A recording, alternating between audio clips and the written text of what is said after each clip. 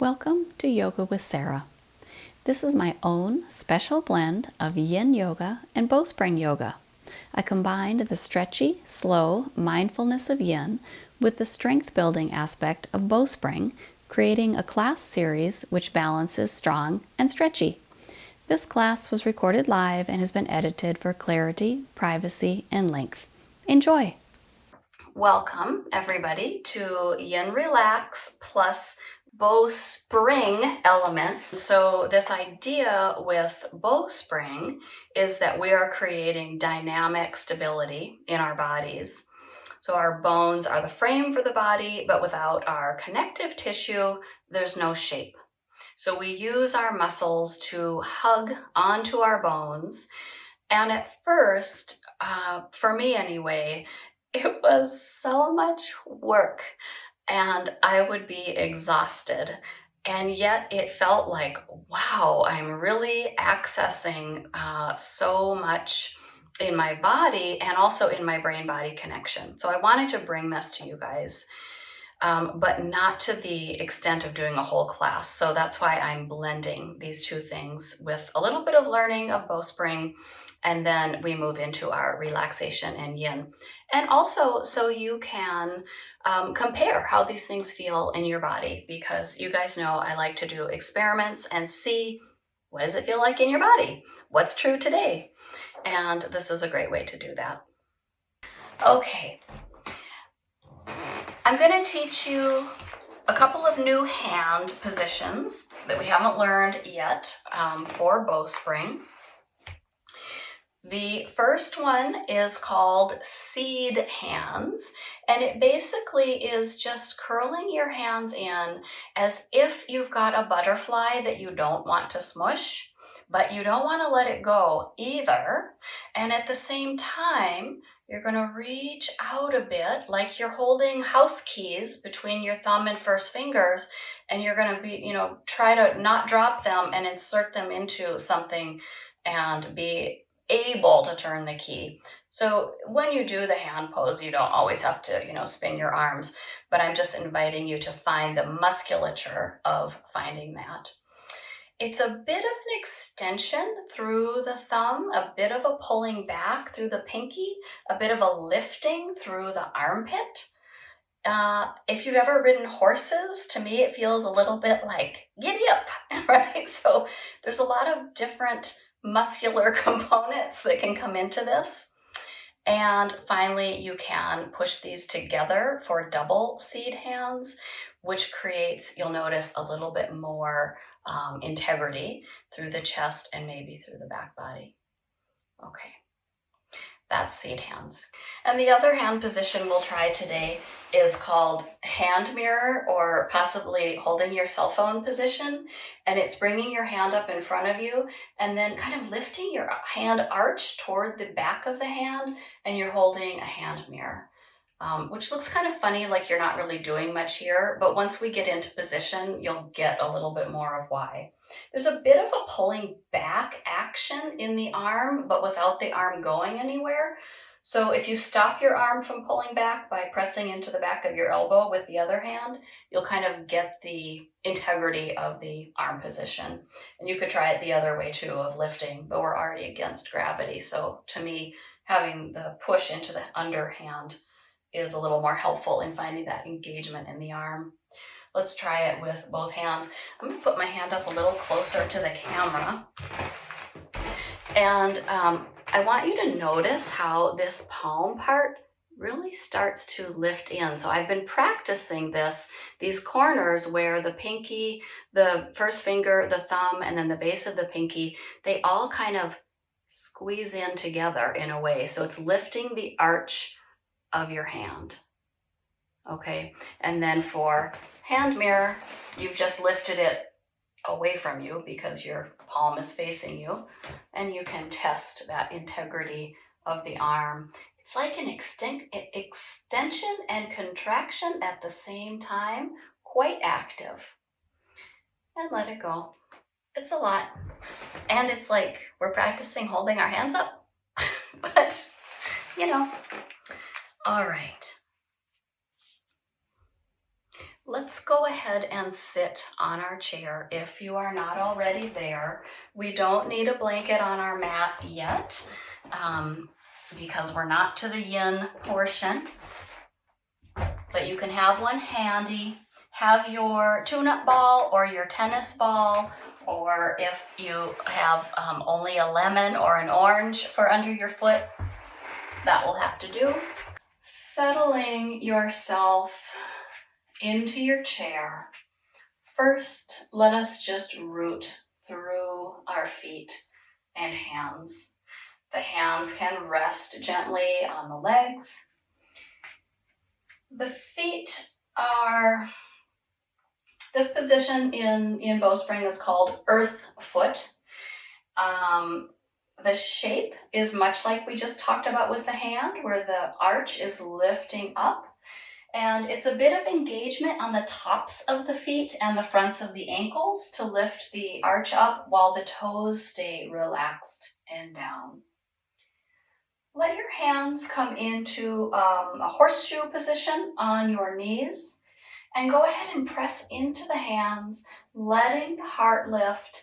Send the tail behind you toward where the chair back and the seat meet. And get long through the belly and the heart. Even think about lightly gripping the legs and drawing the elbows back without actually moving them, just creating some tone in the backs of the arms. Simultaneously breathe into the back ribs. Tricky. And let yourself release. Notice if you've forgotten all about your feet, that's okay. I think I like the challenge of needing to think about so many things with Bowspring. Let's get our tune-up ball out. I don't care which foot you do first, just set your ball on your mat. And we'll take a little bit of time to roll out one foot and then the other. I'll encourage you to think about the bones of the feet where the toes come up to meet the ankle. So you might, even though the ball is wider than a track of bones in your feet, you might roll the ball from the big toe mound all the way back to where it would connect to the heel, and then lightly come back to the toes again, press a little deeper from the second toe, roll the ball along the arch, not too hard, a massage, not a pummeling, toward the heel, and lightly back to the toes, and just taking your time getting into each toe bone connection line from toe to ankle. Good. It's a little trickier once you get over to the pinky toe side because it's easy to let the ball shoot out from under your foot, which is partly why I'm having us sit so we're feeling a little more balanced. Let your heel run around the ball as well. So the back of the heel, through the center of the heel,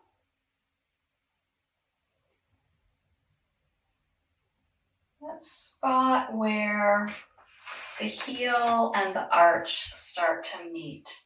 If you have any plantar fasciitis or there's a new one I learned recently where you have lost the padding in the center of the heel, this can feel a little like, whoo, careful, and you should be careful. But do allow yourself to explore each part of your foot. As a final part of the ball, roll it till your heel comes to touch the mat, and you can let the ball roll along the toes so they end up kind of gripping along as the toes sort of curl over the ball. You roll it from pinky toe side to big toe side and back and forth. This one's kind of the trickiest for me. I feel like it's just going to go rolling off somewhere else. All right. When you feel complete on this side, or if you think, ooh, I just need to get into one more spot, give yourself a chance to do any last movements of rolling out this foot. And we're doing this so we can really practice that lifting of the arches once we're down on the mat. When you're ready, move on over to the second side. Let the first foot settle itself in earth foot. That's that position where the arch is lifting, and kind of like in the hand, the big toe mound, the pinky toe mound, and the two sides of the heel are squeezing in toward each other like a taco, but also around to the front and the back like your foot is resting over a bicycle pedal. And it's relaxed at the same time, while you bring your mind's eye to your second foot and you're rolling out those lines of the toe bones to the ankles.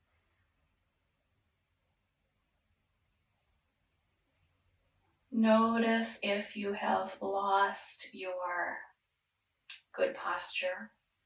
Let yourself lengthen up through the spine again.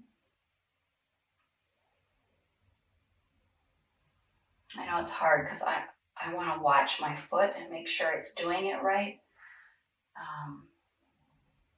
But certainly I can feel it anyway, so it's probably unnecessary to look, but it's hard to stop looking. Remembering to get all the way over to the pinky toe line.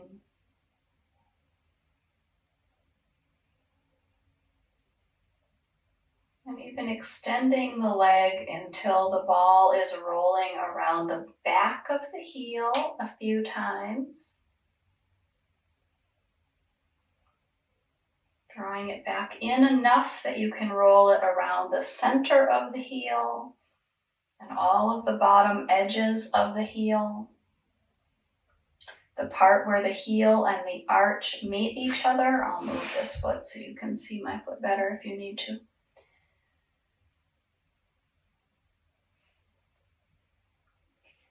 And the toes, rolling the ball. And this is kind of great because it spreads your toes out around the ball.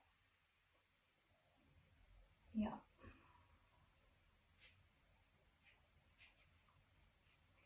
All right, any last little bits on this foot?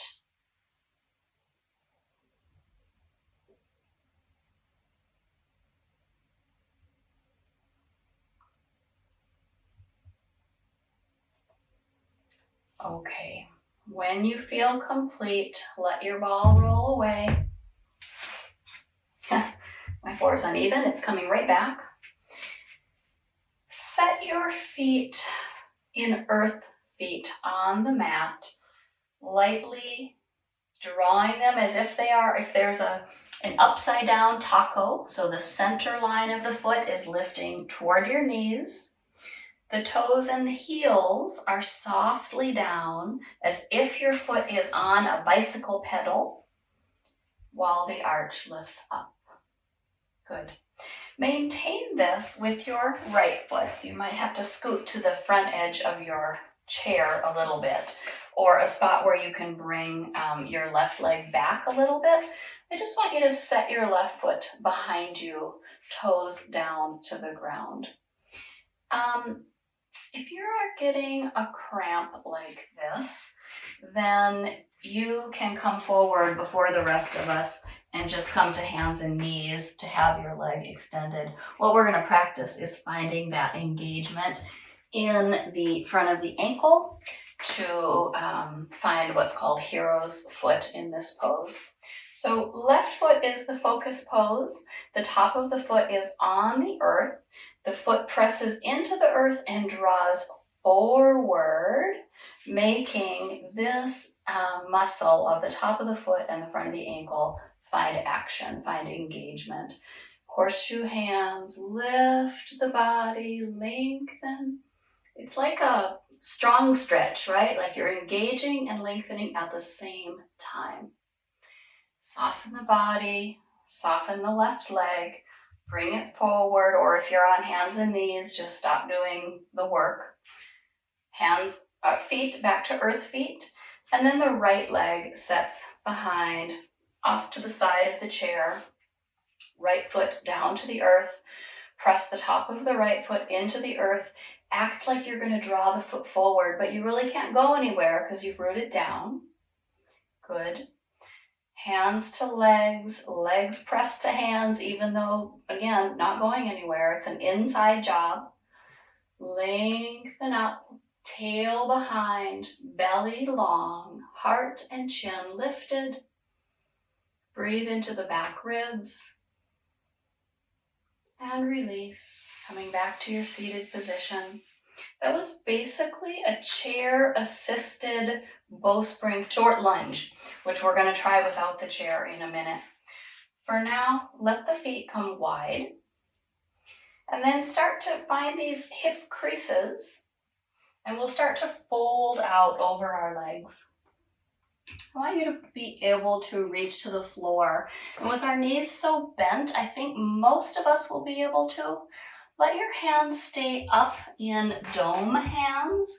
That's where you've lifted the palms quite far away and your hands are lifted up like little spiders. Okay, good. From here, you can leave your chair where it is. We're just going to reach our hands further forward, start to lift our behinds off of the chair, and then the hands can turn into bright hands. That's where they are palms down to the earth. Tail tries to lengthen higher to the sky. Knees stay quite bent though, and the hip creases reach ever further back. So this is spring loading. Shift your weight forward toward your hands and spring load back, pressing your hip creases back behind you and up to the ceiling. We don't ever straighten our legs. Come forward, shift back. It's like a forward fold that makes all the muscles work at the same time versus a release. One more time. Walk your hands toward your feet, sit your butt back down on your chair. Walk your hands up. Good. We're going to get rid of our chair now. So let the feet come a little closer. We'll just kind of crawl our way out to hands and knees and then set our chair aside. As far as knee cushion goes, if you need it, you can add it now. And eventually you will need your 2 blocks up at the front of your mat. Often in hatha or other forms of yoga, here at All Fours, we do cat-cow. And go ahead and do that for now. Let the head hang, let the tail tuck, let the spine round. And then let it come the other way, where the tail lifts up, the head lifts up, and you feel quite long through the belly. I'll invite you to take it back and forth. And I'll just remind folks that oddly, in the bowspring style, there really isn't any of this making the belly short. It's always making the belly long and engaging the back line. So the next time you come into that position where you are engaging the back line, you've lifted your head, you've lifted your tail, then I want you to find these hip creases again. Press the tops of the feet into the mat. Keeping them pressed, try to draw them forward. So you just activated the fronts of the shins and the tops of the feet.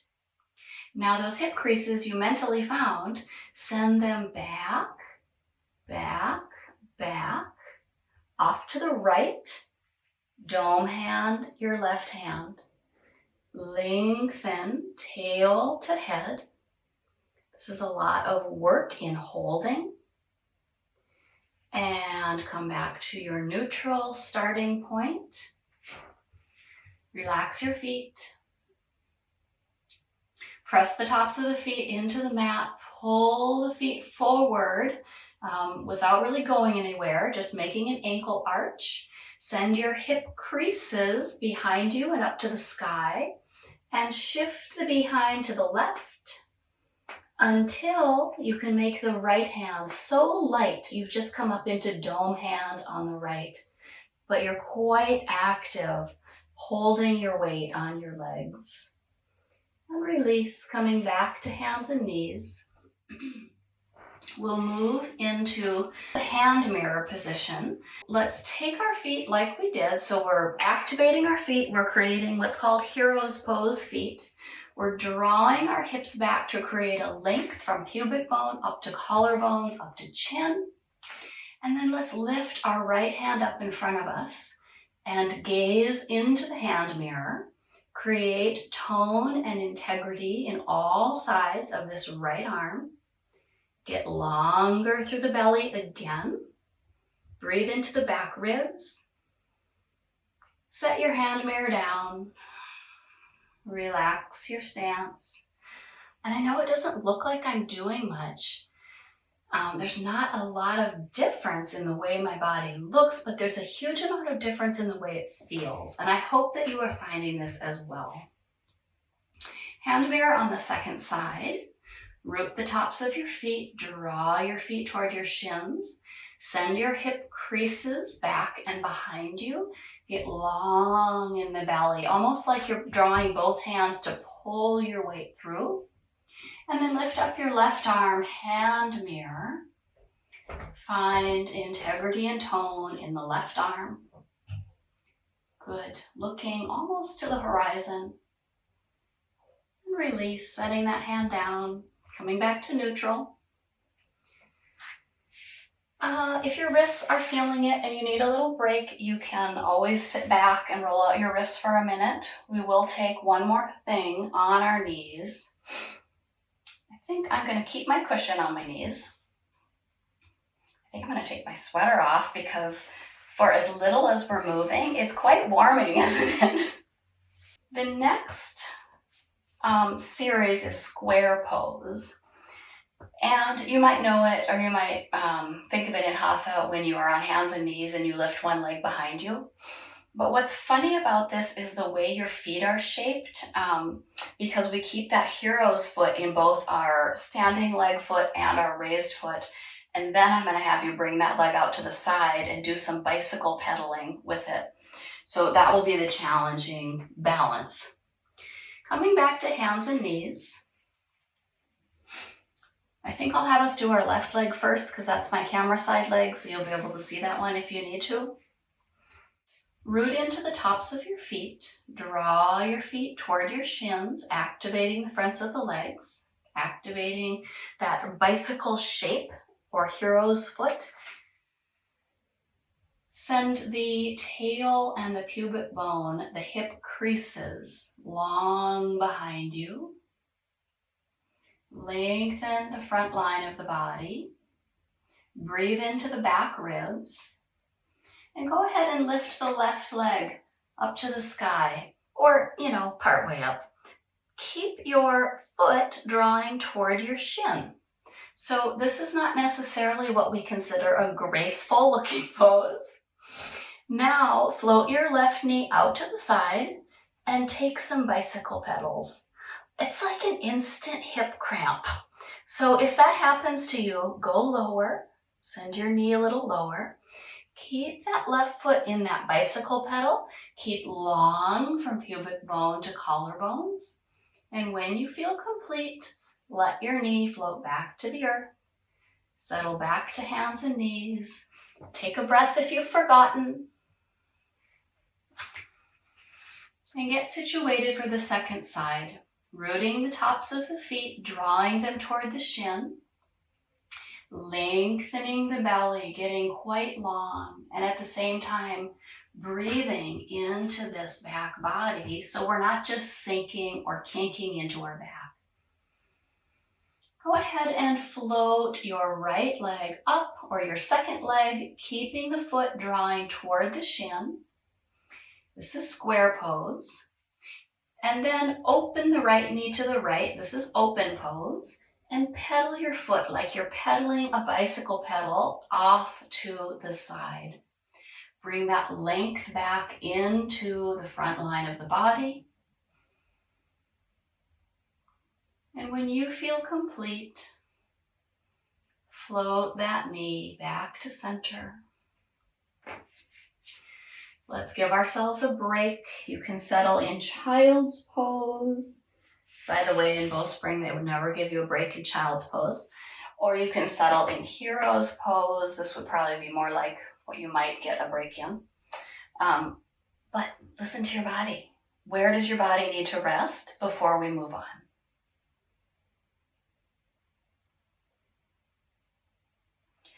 Notice how the low back is feeling.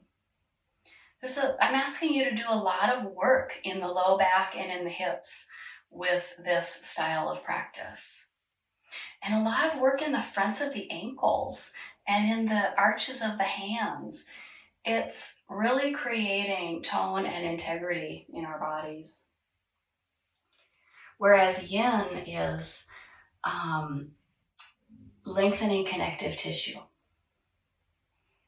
Okay, let's take one more. We'll take a low lunge pose in the bowspring style. Bring yourself to kneeling, and if you need some stability, you could bring your blocks here. And let's bring one leg forward. Now I don't need my blocks so much. I'm going to rest my hands on my legs.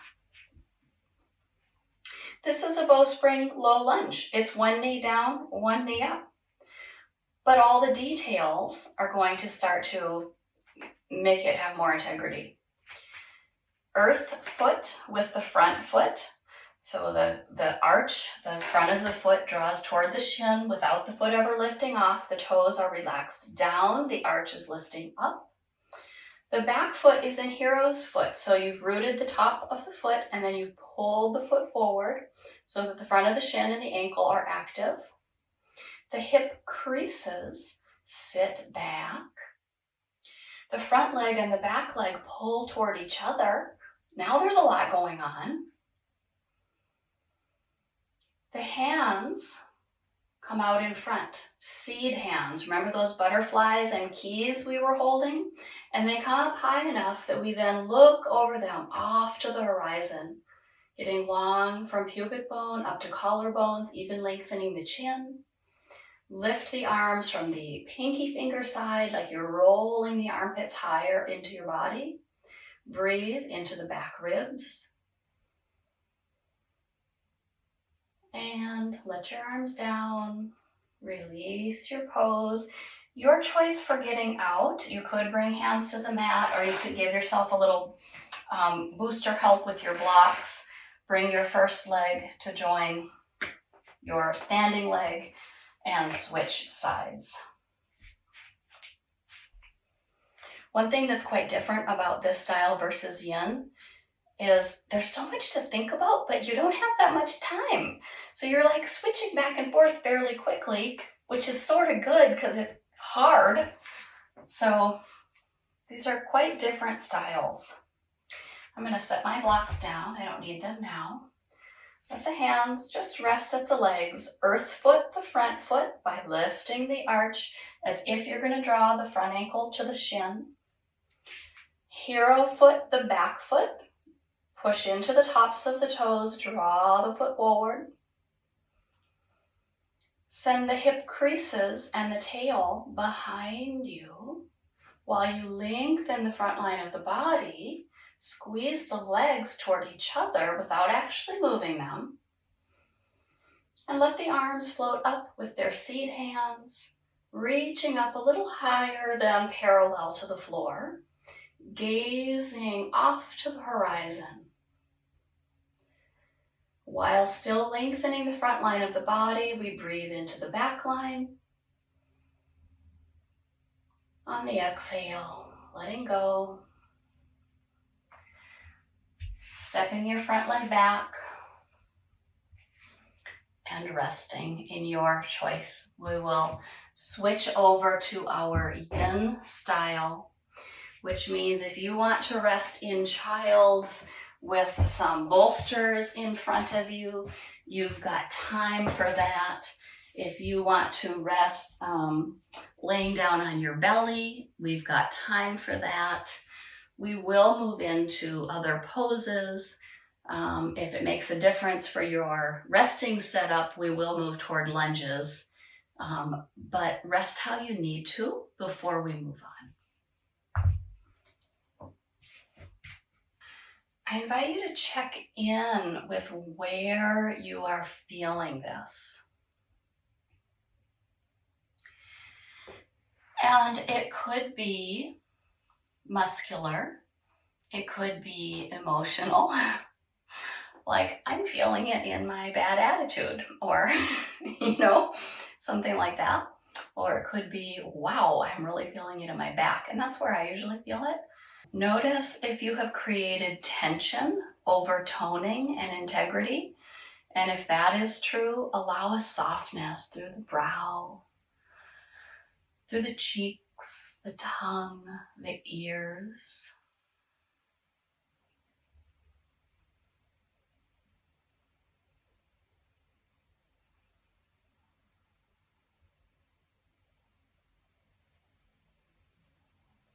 Let it feel like the breath is filling you in all directions. So we were specifically breathing into our back ribs while we were trying the bowspring. Now I'm going to invite you to breathe 360 degrees. So finding breath expansion in the side bodies, finding it in the chest, the belly, finding it in the upper back ribs, where we can create a lot of tension, but we can breathe ourselves into that tension and assist the body in releasing it by sighing it out.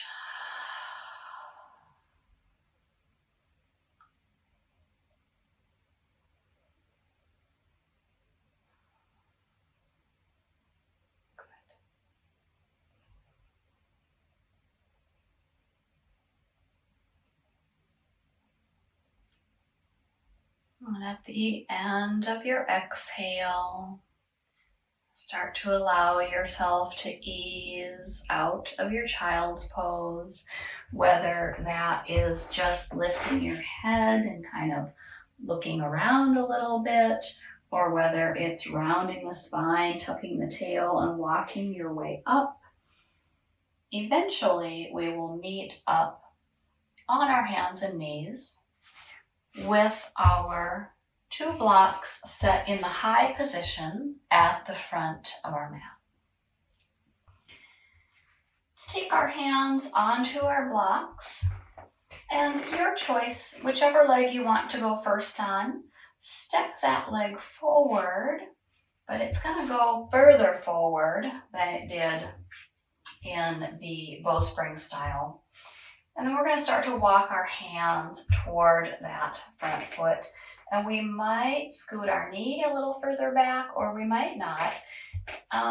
This is a place where you might feel, especially since we've built so much strength here already, you might think, not quite safe. And if that's true, back up, shift forward. Give yourself some micro movements of safety, backing out, and length, settling in. You're going to feel this most likely in the back leg hip flexor. Some folks may find sensation other places. When you feel ready, you can allow the hips to sink in. And I'm supporting some of my weight with my hands on my blocks, but I am allowing a sinking sensation through the hips. If this feels too deep, just back it out a little bit, or bring an elbow or a hand to your front knee so you can stay a little more upright, less sunk to the floor. For folks who are more flexible or want more sensation in their back leg side, you can add on. You can bring the same side arm as the leg that's back forward and up to the sky, creating quite a bit of length in this whole front line of the body. In that sense, this Yin style lunge is very similar to the bowspring style, creating that front body length. But in Yin, we are more allowing a lengthening. We are not creating a constant engagement. So in my body, holding the blocks and just letting myself sink is the Yin ticket. Let's take 3 more breaths.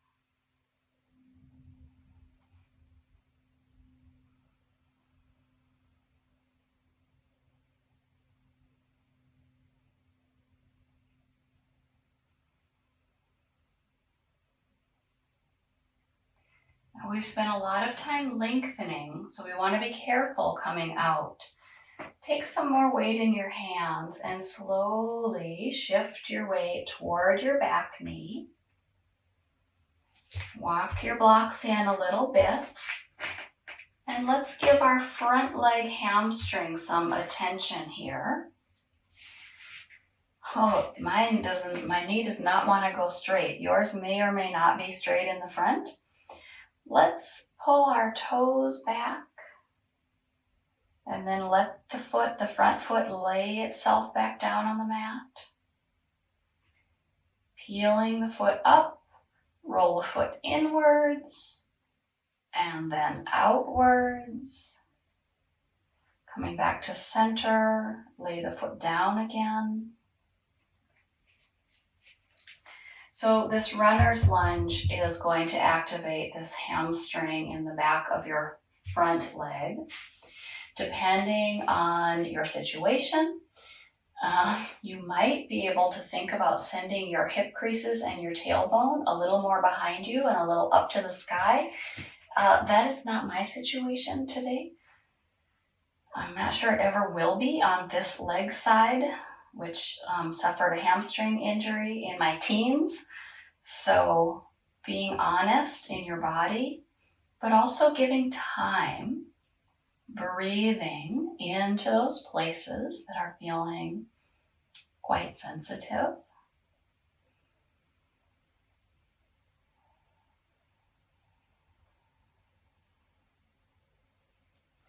You can also make tiny adjustments by sending the hips, like shifting them a little bit to the right or a little bit to the left, and just seeing where does that change things in your experience.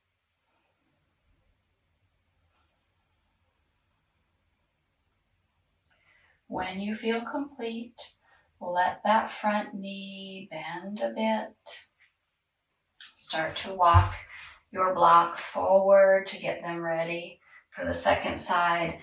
I'm going to set my hands down to the right. It's my left foot that's forward, just to be able to easily swing that left leg behind me. I'm going to give you an option to either rest in child's for a few breaths or tuck your toes and press back to a down dog if you want a more dynamic practice. So choosing more restful or more dynamic, whichever is the right one for you tonight. Or mid-range, cat-cow is less dynamic, less tone intense than down dog. Letting yourself finish up with your in-between pose. Take a hold of your blocks. Send your second leg forward toward the front of your mat. This might look kind of big at first, but we're going to start shifting our weight forward. So eventually our knee ends up over our ankle or closer to the body, but not out over the toes. Okay. Our first side sent messages to this side to let it know what to do. So you might find it easier to settle in on the second side. Give yourself that safety backing up Like, you can always get out of this. This doesn't have to be scary to find so much length. Shifting your weight back and forward until you are ready to settle into your lunge, to linger. Letting this front hip crease get quite long by sinking it toward the earth. Some folks, again, may need to back it up, like that's just too much. And you can back out of this a little bit, or you can bring it a little higher by letting your elbow hold you up instead of your block. Other folks might enjoy that more downward sinking with the hip, but the elbow allows the body to come more upright, which, if you want to add on to your sensation, same side arm as back leg might sweep forward and then up to the sky. So this creates a bit more length because you can really feel it coming down through the arm, through the waist, over the hip. I'm going to stay settled with my double blocks. You pick what is right for you, and we linger a few more breaths.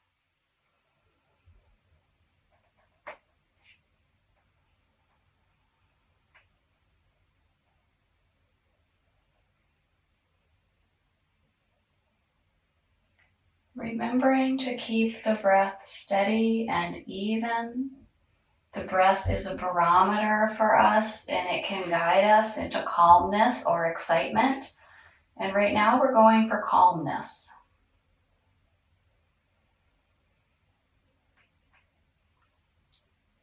If you want, I just noticed my body wanted to do this. My left leg is back. I kind of wanted to shift my left shoulder forward, like I'm doing a tiny twist. That seemed to be something my body was calling for. I'm all for experimentation as long as you are not going too deep or hurting yourself. Taking in one more breath here. On the exhale, start to ease the weight back. Very careful, very gentle. We spent time getting length in that front hip. Let's not scare it.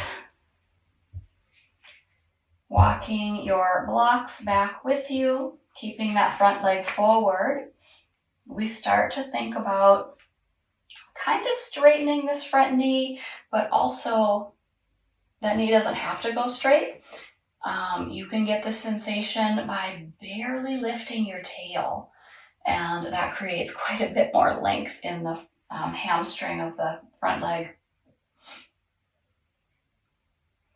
Just like the other side, you may experiment with wagging your tail on the slowest pace possible, noticing that this might change where you have sensation.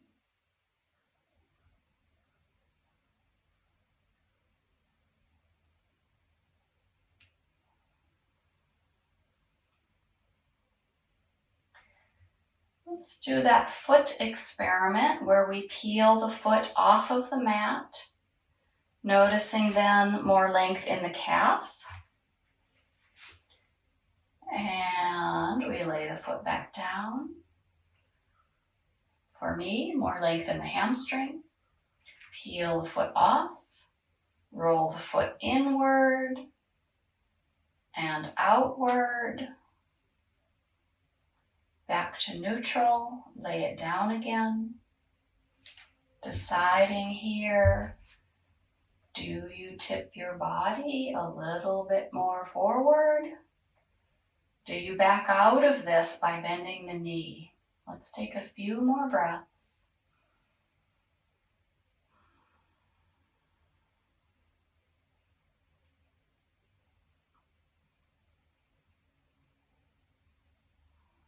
And when you feel complete, you can set both your hands or your hands on your blocks to the inside of your front leg. I'm going to get off my blocks because that seems tippy. And swing your leg around behind you. Check in. Do you need a little bit of hip wagging? or a down dog or a child's pose. Eventually, no rush, we're going to crawl through and lay down on our backs, but you might be deciding that you need a little time to get there, and you've got the time.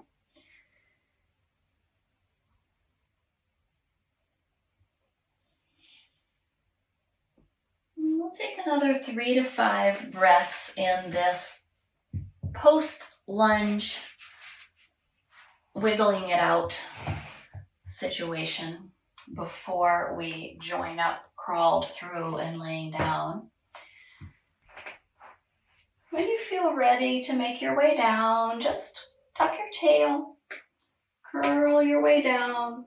Oh, my back's totally snapping. Hug your legs in, give yourself a rocking on the sacrum.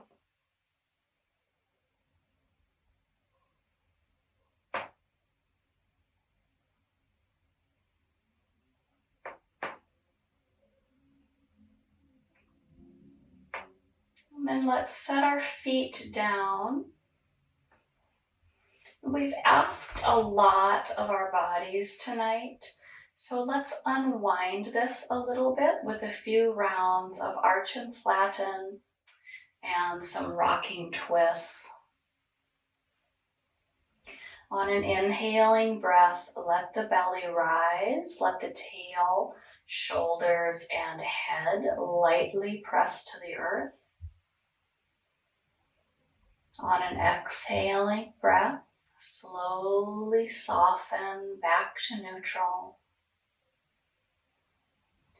Rest here on your inhale. On your exhale, press the belly toward the floor behind you. Let the tail curl between the legs, float the fronts of the shoulders up to the sky. Let the back of the neck relax. Let the head hang back. On an inhale, soften to neutral. You know, you're thinking, how could arch and flatten get slower than regular? And yet here we are, slowing it down. Taking this in a slightly different orientation. Roll the weight to the left hip. Then create your little arch. So like you're going to roll the tail toward the floor, the belt line rises, but the weight is at the back of the left hip. Press the right shoulder into the mat. Let the head turn right. Let the knees start to tip to the left.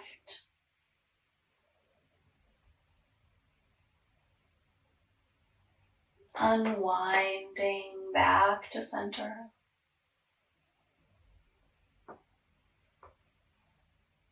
Taking this mindfully, arching diagonally on the second side, we press into the back of the right hip, lifting the belt line.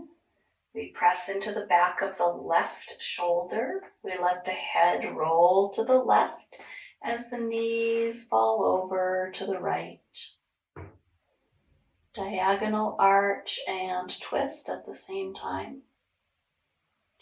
Ease your way back to center.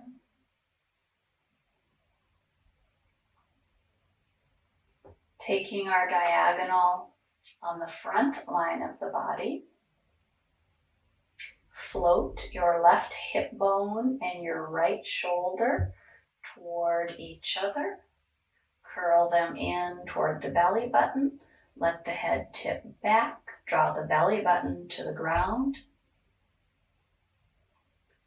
And slowly soften, letting go of all those muscles that just contracted.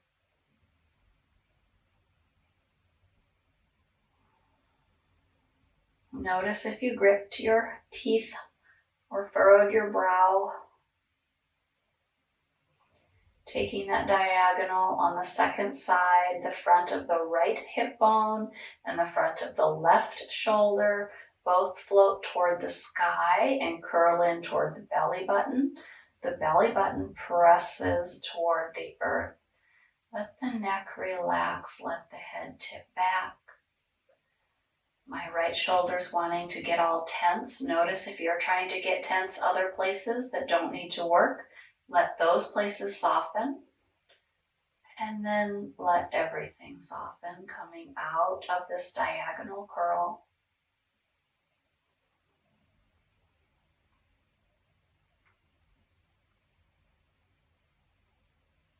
Let yourself come into a little morning stretch arch. So the tail tips down to the ground, the belly rises, the arms begin to reach overhead, the feet might slide long, and the whole body takes a stretch. Maybe you reach more through one foot and hand, and then more through the second foot and hand, letting yourself feel expansive, and then softening out to a 5-pointed star. We rest here for a few breaths.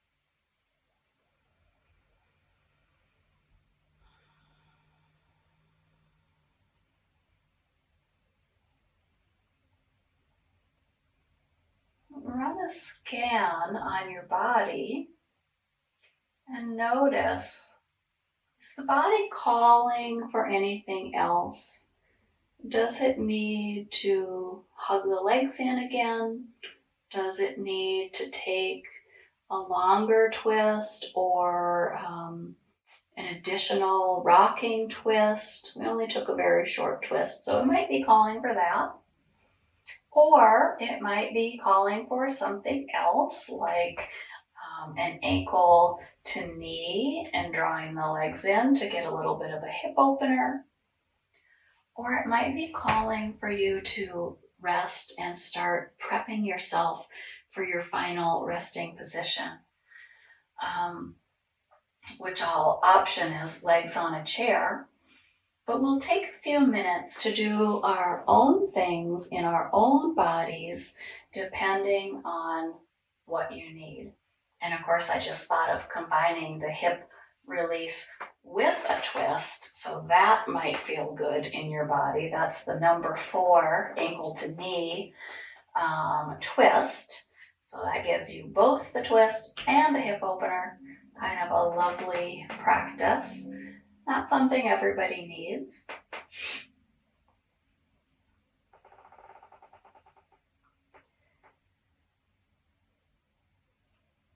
And maybe laying in that sprawled out starfish was just quite luxurious for you.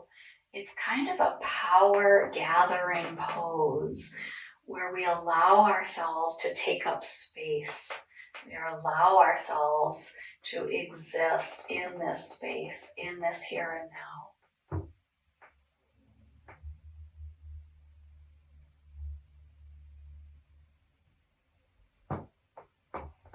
Another minute or so of taking in your own movements, your own style.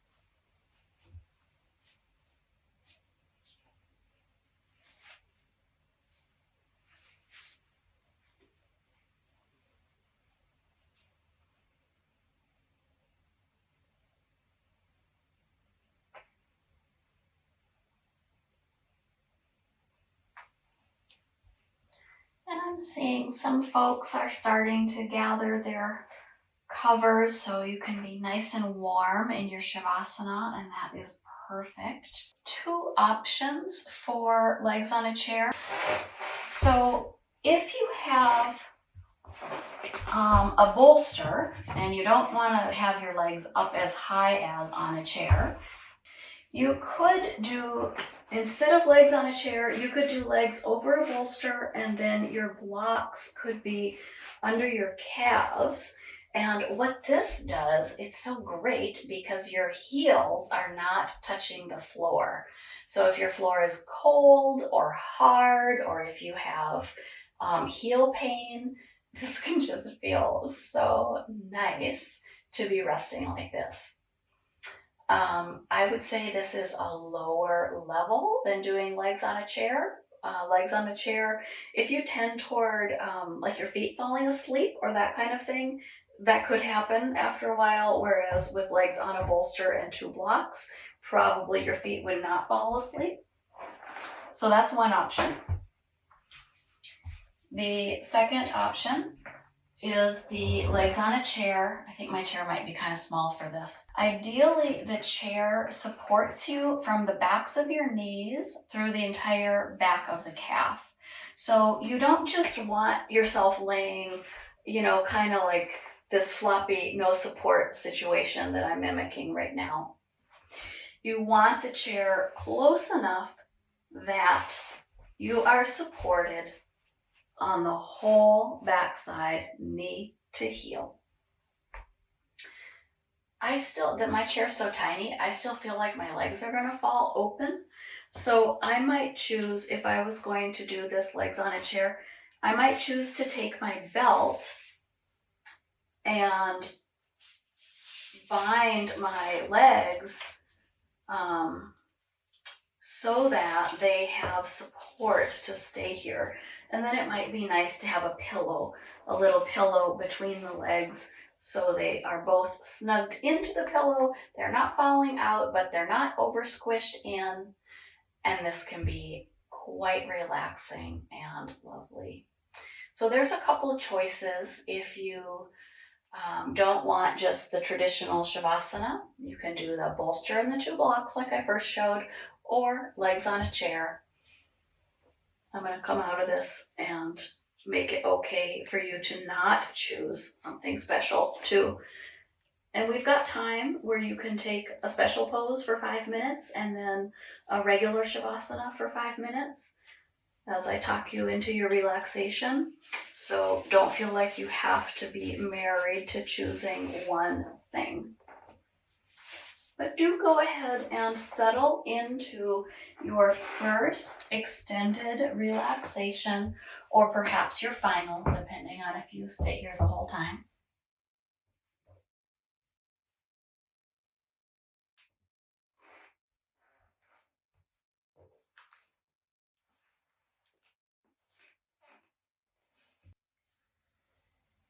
As you settle in here, notice what the body might be saying or calling for. Probably softening the brow, allowing the eyes to sink into their sockets, allowing the jaw muscles to soften.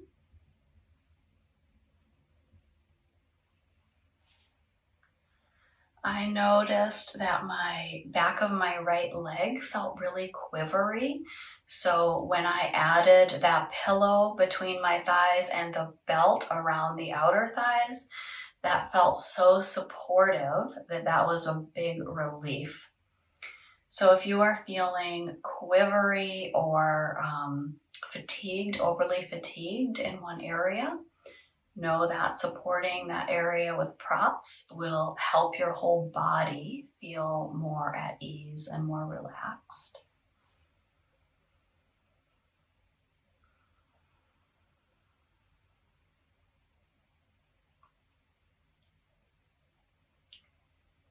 Let the breath begin to settle,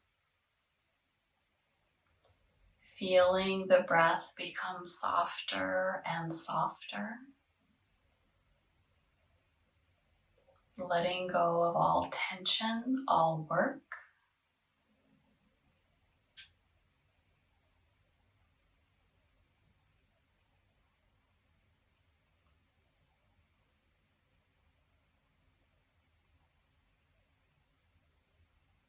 As we settle deeper into relaxation, we notice that we really need to breathe so much less, so slow and shallow. that we can start noticing other things in our bodies, like the sensation of the heartbeat.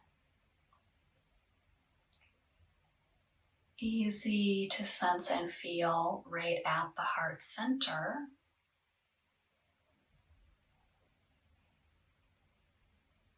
And then following that awareness, begin to notice where else in your body can you sense the heartbeat.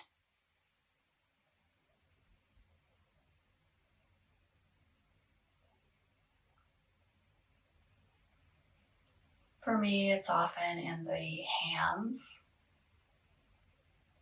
and the feet. I've had some folks tell me they can feel it in their eyes. Eventually, I notice that it's like my whole body is just a pulsing wave. So the breath sweeps in and out, and the heartbeat creates a counterpoint rhythm. And we settle here at this breath, at this heartbeat.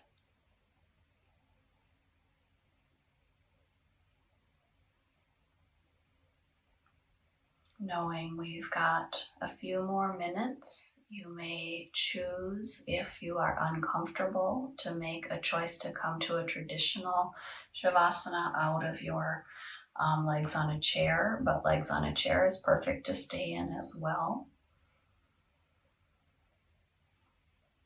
So making any last adjustments and settling in again.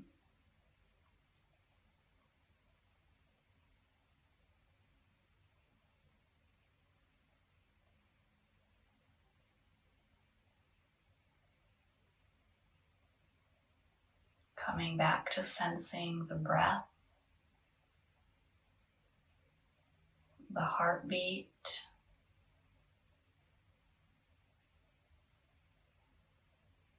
the combined rhythm of the ebb and flow of the breath and the heartbeat.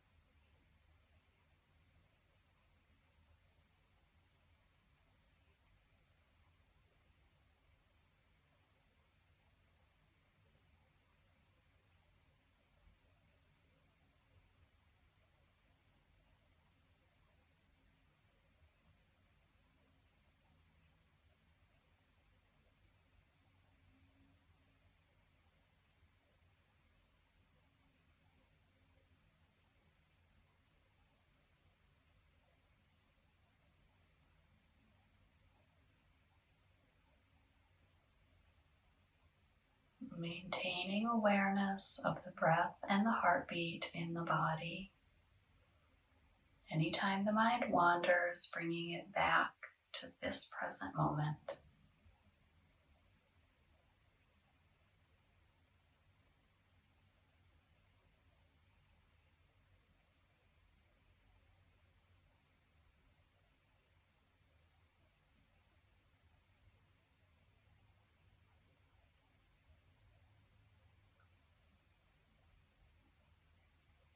If laying on your side for a minute would suit your body, you might choose to roll on over from your legs on a chair position into being curled up like a bud on your side body, cradling yourself here.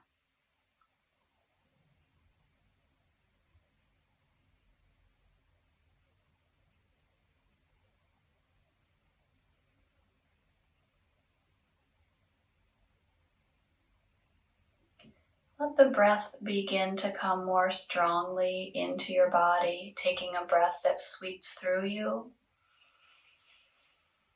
Sighing it out.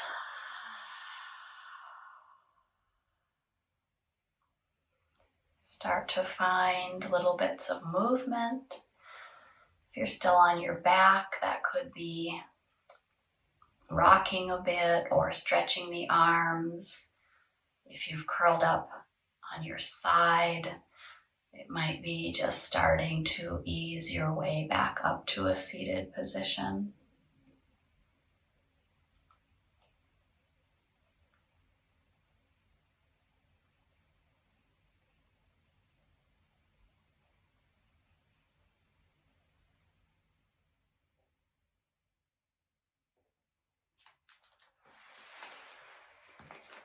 Bringing ourselves to a comfortable seated position. Choosing your favorite hand position, whether it's hand on the heart, another hand on top, or palms together, or hands in the lap. Your choice. Thank yourself for giving yourself this time to practice yoga. Thank yourself for this dedication that you have to the health of your mind, body, and spirit. May we all be filled with peace and ease and tensegrity, and bring this out with us into the world. Namaste.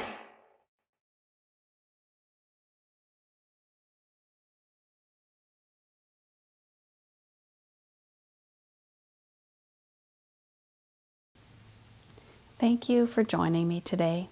If you found this practice useful or enjoyable, please consider giving this video a thumbs up and subscribing to this channel. Thank you. I'll see you next time on Yoga with Sara.